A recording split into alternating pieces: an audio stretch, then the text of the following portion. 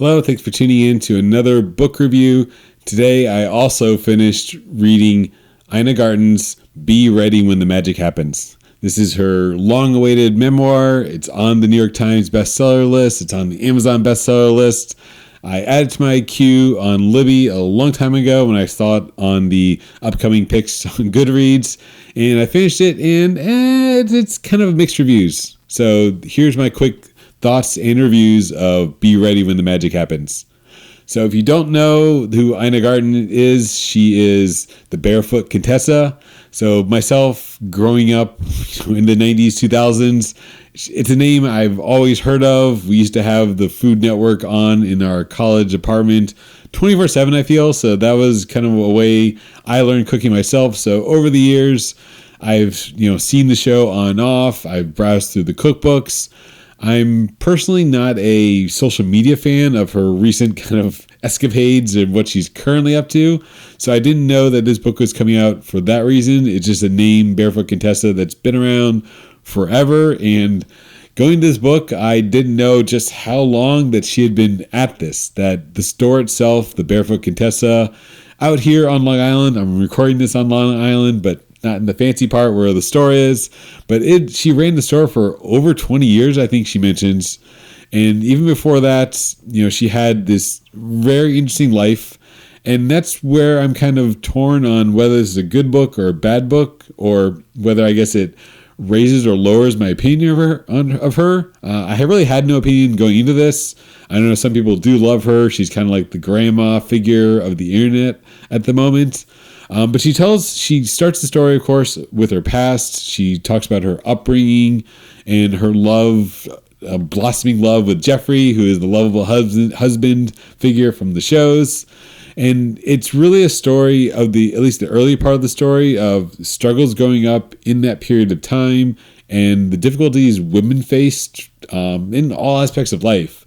Whether it's, schooling and how she would go off to college, like she got married and then went back to school alone while Jeffrey was in the military and doing his thing. It was just a totally different time period than now, of course. So it was interesting to see that through her eyes and what she kind of experienced and the hardships she went through to arrive at where she's at. Of course, this is being like kind of a memoir. She's going to paint herself in a good light. So even though she, had these struggles, she frames it in the sense that she was a trailblazer for women, which I do not discount.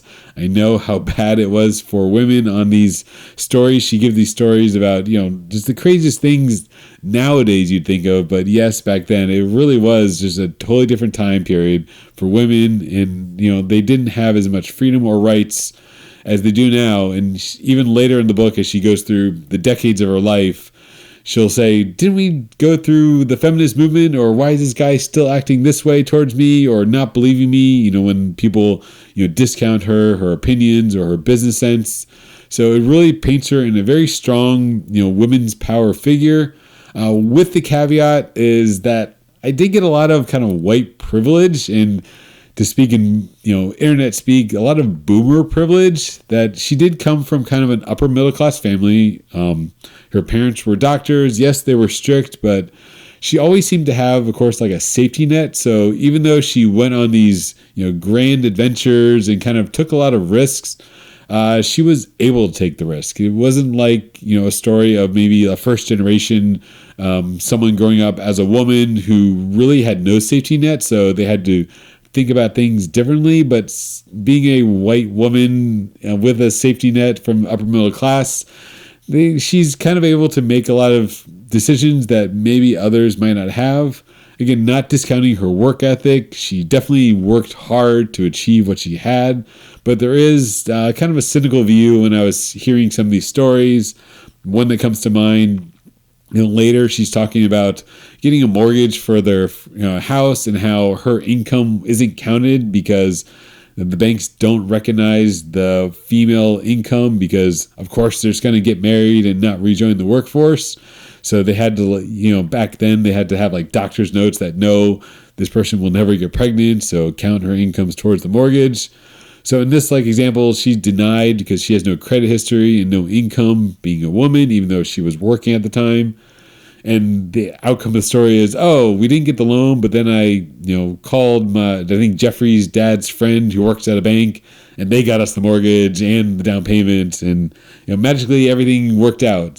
So this happens a few times where, through a family connection or, again, white privilege, upper middle class, everything just works out. That she misses payroll one time at the Barefoot Contessa, and lovable Jeffrey, he swoops in and saves the day because at that point he was an investment banker for Lehman Brothers.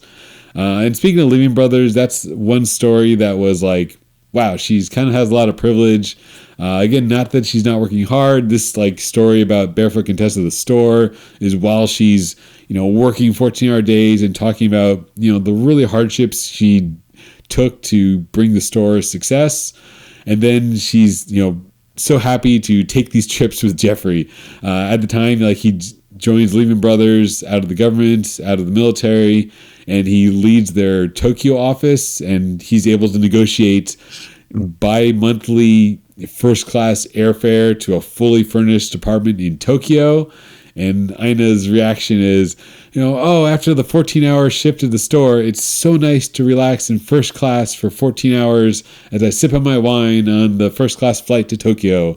And then she's with Jeffrey in the apartment she furnished and decorated for him, and all's grand. And so, yeah, it's stories like that which are interesting. She definitely led an interesting life, but also shows some of that white boomer privilege. And just in the context of the book in general, it was a long life so far, and she's had so many experiences that she allocates the amount of time to each kind of section of her life about equal. So she'll spend maybe 10% of the book, I don't know the exact percentage, on the store, 10% on writing cookbooks after she, got out of the store and moved into cookbooks, and 10% of the store, 10% of the book on the TV show.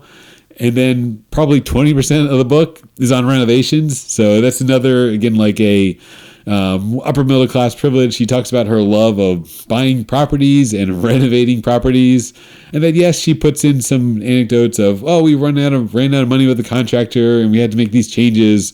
But she's renovating her home in the Hamptons in New York, or her Paris apartment gets a lot of airtime at the end of the book, where she obviously fell in love with this apartment based on some earlier stories where they're traveling through Paris or through Europe, I guess, in general. And she kind of discovers that love of cooking. She discovers that love of Paris. So the later story where she finally gets the apartment is, that payoff that she finally got what she wanted that we learned about earlier. So it's a nice touch, but again, it's a lot of I think it's like a 6-bedroom apartment with upstairs, downstairs.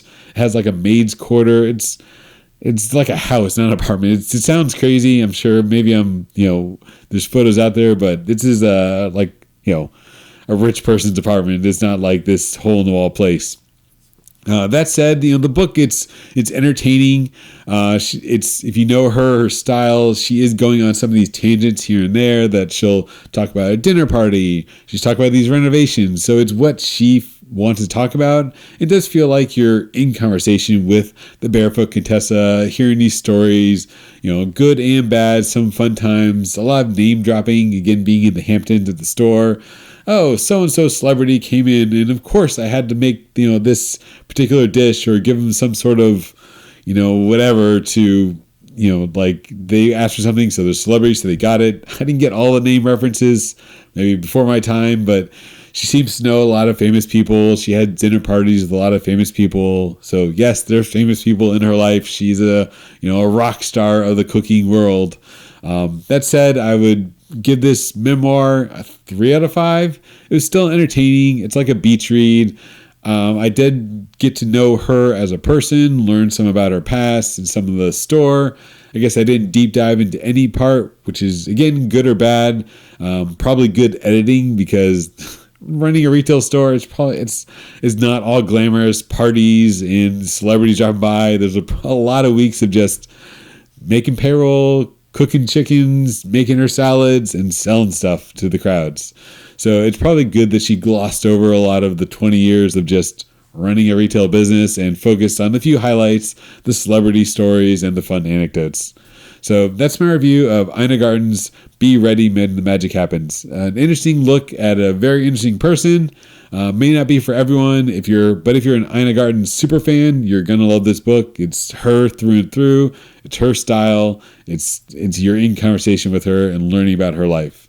So do check it out if that's your thing. If not, 3 out of 5 is my review. So thanks for watching and have a great day.